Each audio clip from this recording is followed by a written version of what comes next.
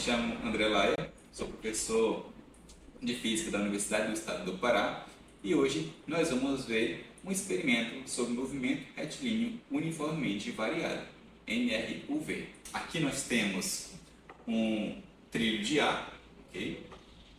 Um sensor ou um cronômetro digital, um computador com um programa instalado, um compressor de ar que vai fazer com que esse carrinho levite e vamos usar também uma balança de precisão. Inicialmente, nós vamos abrir o programa, a gente usa o Mlog,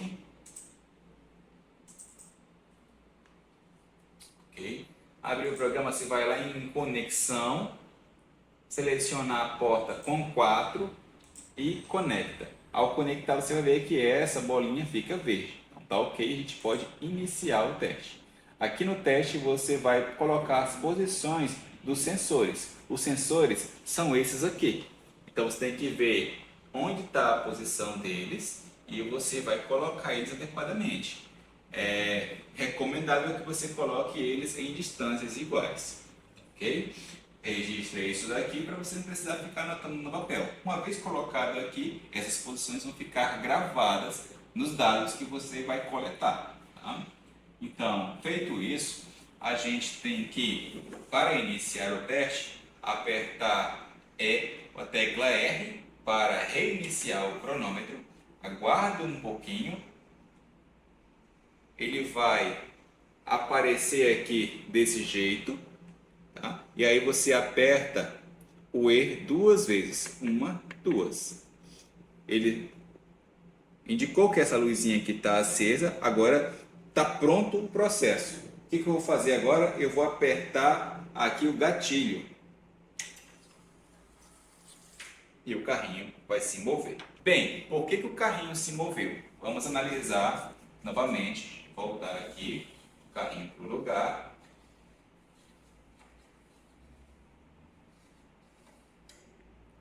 Olha só, o carrinho está preso nesse eletroímã. A gente tem um imãzinho aqui e esse imã está preso no eletroímã. O carrinho está preso no barbante, esse barbante está passando por essa polia e está vindo aqui até esse gancho com uma massinha pendurada. Tá? Então, o carrinho, ao liberar aqui a bobina, o carrinho vai se mover devido a essa força-peso que está puxando o carrinho nessa direção. Tá? É por isso que ele se move. E à medida que ele vai passando por cada um desses sensores, é registrado aí tempo gasto entre o disparo e a passagem por cada um desses sensores. Então é assim que funciona. A gente pode, à medida que ele passa pelo último sensor, ele já grava, tá, essas posições e esses tempos aqui. Tá? Então você olha aqui, ó, tem o tempo registrado, o tempo que passou pelo primeiro sensor, pelo segundo, pelo terceiro, pelo quarto e pelo quinto sensor.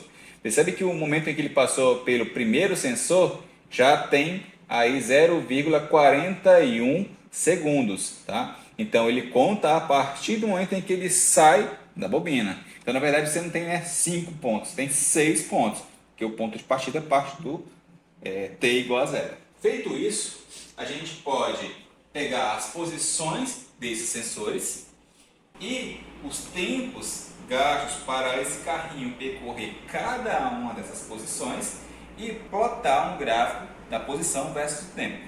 Vamos fazer isso então. Então a gente transcreveu os dados para este computador. Aqui nós temos na coluna de X o tempo registrado em segundos e na coluna de Y a posição registrado em metros. Já fez a conversão para metros. Tá? A gente transcreveu a posição aqui para que a posição inicial estivesse em 0, para a gente plotar o gráfico e analisar o gráfico da forma mais precisa.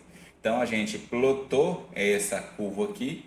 Então nós temos uma curva do tempo versus a posição. Tá? Essa curva é uma curva mais ou menos parabólica, por isso a gente utilizou uma curva de ajuste parabólica. onde A, que é a posição inicial, a gente considerou como zero porque a gente já transformou ela aqui como sendo zero. Tá? E aí a gente encontrou um coeficiente C igual a 0,068. Então, até a terceira casa decimal dá para a gente considerar, devido a essa barra de erro, na terceira casa decimal. Vamos aqui, então, analisar a nossa equação da posição para o movimento uniformemente variado. E nós tínhamos essa equação ali, né?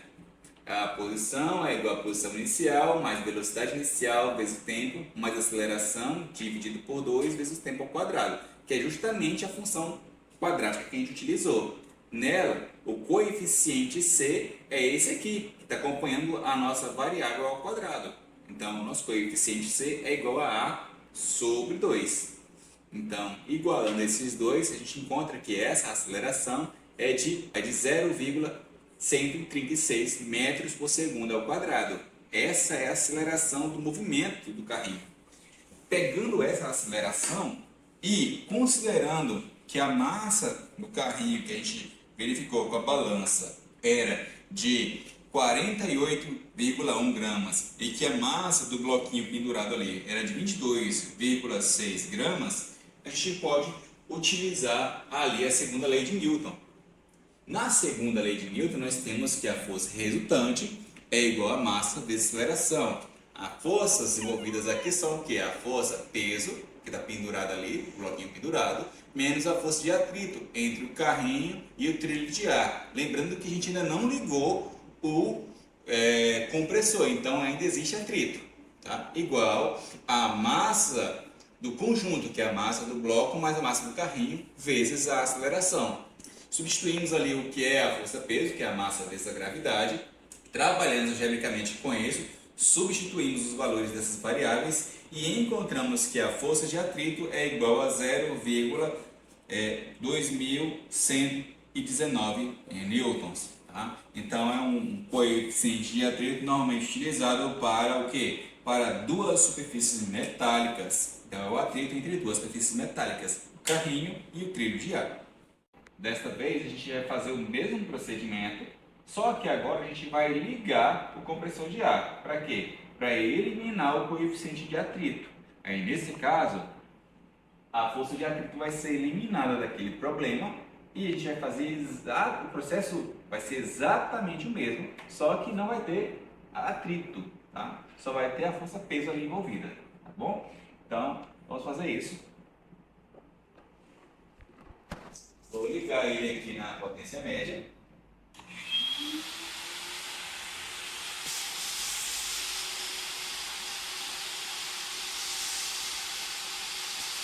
R.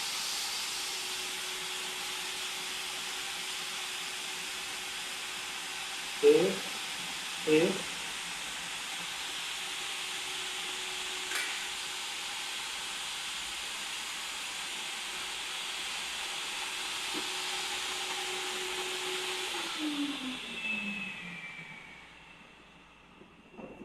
Como vocês podem ver, o carrinho disparou em alta velocidade, ou seja, todo o atrito ali envolvido que estava freando o movimento do carrinho foi eliminado. Tá? E aí a gente já tem os dados registrados aqui. Tá? São esses aqui. Só pegar aqui. São daqui em diante, ó. Sensor 1, 2, 3, 4 e 5. São esses tempos aqui. Agora a gente vai novamente plotar um gráfico para analisar qual é essa aceleração obtida, ok? Então, após transcrever os dados aqui para este computador, a gente tem novamente o eixo de x correspondente ao tempo e o eixo de y correspondente às posições. Plotamos o gráfico aqui do tempo versus a posição e analisamos a curva aqui por uma função parabólica. Colocamos a posição inicial como sendo zero e nosso ajuste deu um coeficiente C igual a 0,878. Isso significa que a nossa aceleração experimental, com base nesses dados, deu 0,878 vezes 2. E isso dá 1,756 metros por segundo ao quadrado, essa é a aceleração experimental do carrinho. A gente pode fazer uma comparação entre essa aceleração experimental e a aceleração teórica, a aceleração que a gente esperaria caso tudo ocorresse bem. Tá? Então, nós temos que a força resultante é igual a massa vezes aceleração. A força resultante que nós temos envolvida agora é só a força-peso, porque a gente está desprezando qualquer força de atrito envolvida, porque o compressor está ligado e ali nós temos uma camada de ar entre o carrinho e o trilho, que é igual à massa do conjunto, massa do bloco mais a massa do carrinho, vezes a aceleração. O peso é a massa do bloco vezes a gravidade. Esse termo, massa do bloco mais a massa do carrinho, está multiplicando pela aceleração, vai passar dividindo. Substituindo os valores, nós vamos encontrar que a aceleração teórica é de 3,133 metros por segundo ao quadrado. Se a gente fizer uma comparação entre o valor teórico e o valor experimental, a gente nota que existe uma grande discrepância, um erro de cerca de 40%. Esse erro está atrelado àquela nossa primeira consideração de que não tem mais atrito. Né? Possivelmente ainda existe aqui um pouquinho de atrito, retirando um pouquinho da aceleração do carrinho e fazendo com que a gente encontre uma aceleração menor do que a aceleração que a gente deveria encontrar. Temos atrito aonde? Vamos ali analisar possíveis falhas. Aqui nós podemos ter ainda um leve atrito entre o carrinho e o trilho de ar. Nós podemos ter atrito aqui, ó, no movimento da nossa roldana. Nós podemos ter uma leve resistência do ar no movimento do carrinho, tá? E uma leve resistência do ar no movimento de queda desse peso. Muito leve. Por isso a gente chega a desprezar isso. Mas talvez isso esteja influenciando a gente obter valores diferentes. Esse experimento também pode ser feito alterando a massa do carrinho. Como é que a gente pode fazer isso? A gente pode pegar esses pesos e acrescentar eles aqui de um lado e do outro. Okay? A gente também pode alterar o peso da massinha que está pendurada aqui, acrescentando mais pesos aqui. Okay? Então isso também pode ser feito e para cada novo peso a gente tem uma nova aceleração. No próximo passo, a gente vai fazer o seguinte: a gente vai desconectar o carrinho do barbante e do peso, vai deixar só o carrinho e vai inclinar o trilho de ar. Um detalhe importante é que aquela nossa discrepância entre o valor teórico e o valor experimental da aceleração também pode ser ocasionado por um erro no nível do nosso trilho de ar. Ou seja, o trilho de ar poderia estar um pouquinho inclinado para cima e aí o carrinho foi desacelerando um pouquinho com o tempo, retirando parte da aceleração que ele deveria ter. Tá? Então é muito importante que você ajuste corretamente a inclinação do trilho de ar para fazer esse experimento. Você consegue fazer isso com um aplicativo de bússola ou o aplicativo FIFOX, certo? Você usa a configuração de inclinação e aí você consegue determinar a inclinação do trilho de ar, colocando o nosso celular aqui em cima dessa prancha.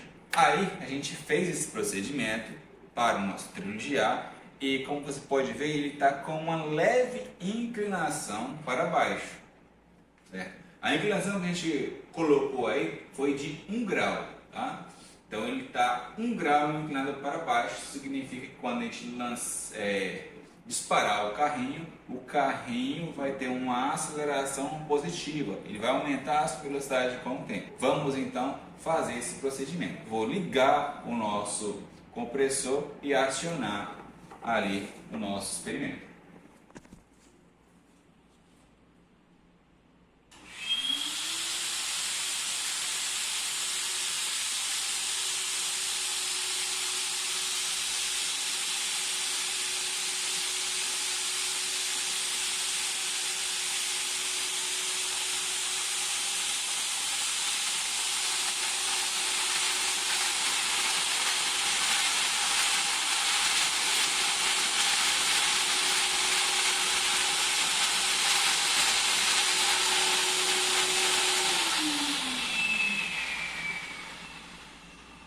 Vocês viram que após ele fazer o percurso completo, ele bateu lá atrás e voltou. Isso não é um problema, tá? Porque ele só conta a passagem pelos 5 primeiros pontos. Parou, ele para de contar a passagem, ok?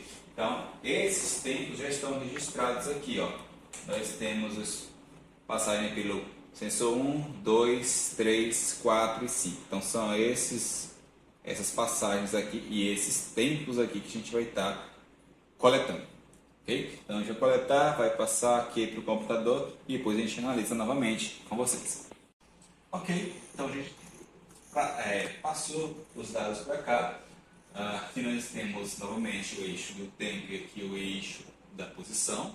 Plotamos o gráfico do tempo versus essa posição.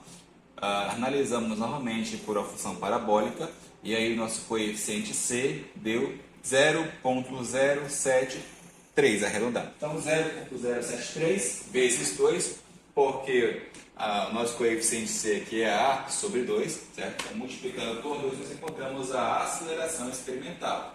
A aceleração experimental... Perdão, eu estou trocando as bolas? Então a aceleração experimental vai ser de 0,073 vezes 2, que dá 0,146 metros por segundo ao quadrado. Agora, analisando a função de um plano inclinado, como a gente representou aqui, nós temos que o que produz o movimento é a componente Px ali no nosso plano inclinado, que está sujeito a um ângulo θ, que no nosso caso ali foi 1 grau. Tá? Então, a força resultante vai ser igual à massa de aceleração. A força resultante envolvida na direção x é só Px. Então, só temos Px aqui. Como nós estamos com o nosso compressor ligado, não temos força de atrito. Isso vai ser igual à massa do carrinho vezes a aceleração do movimento. Px é peso vezes o seno do ângulo, que é igual à massa do carrinho vezes a aceleração. Peso é massa vezes a gravidade. Isolando a aceleração, nós temos que a aceleração teórica será de 0,171 metros por segundo ao quadrado. Fazendo a comparação entre esses dois valores, nós encontramos que o erro no processo aqui foi de menos de 15%. Então, nós temos um erro relativamente pequeno para essa prática experimental, indicando que o ajuste ali da inclinação usando o aplicativo VFox é bom, é aceitável. Então, recapitulando nossos experimentos feitos aqui com o trilho de ar, a gente pode fazer um experimento analisando qual é o coeficiente de atrito das superfícies com o nosso compressor desligado e o trilho de ar na horizontal com uma inclinação zero. Nós podemos fazer uma análise verificando ali qual é a aceleração do movimento com o compressor ligado, ou seja, sem atrito, e verificando uma comparação entre uma aceleração teórica e uma aceleração experimental para esse movimento, quando o carrinho está sendo puxado por um peso que está pendurado sobre ele, e também nós podemos alterar a inclinação do nosso trilho de ar, fazendo com que ele seja acelerado ou desacelerado por uma componente da força peso, Px. Tá? E fazer novamente uma comparação entre o valor teórico e o valor experimental obtido com esses dados. Então, esse equipamento de trilho de ar é um equipamento que possibilita a análise de vários experimentos de mecânica, de cinemática. Podemos também fazer combinações entre esses experimentos. Tá? Então, usando ali uma variação da inclinação com pesos pendurados, a gente consegue esquematizar vários e vários experimentos. Okay? Então, é assim que a gente pode estar utilizando esse equipamento aqui no laboratório de física.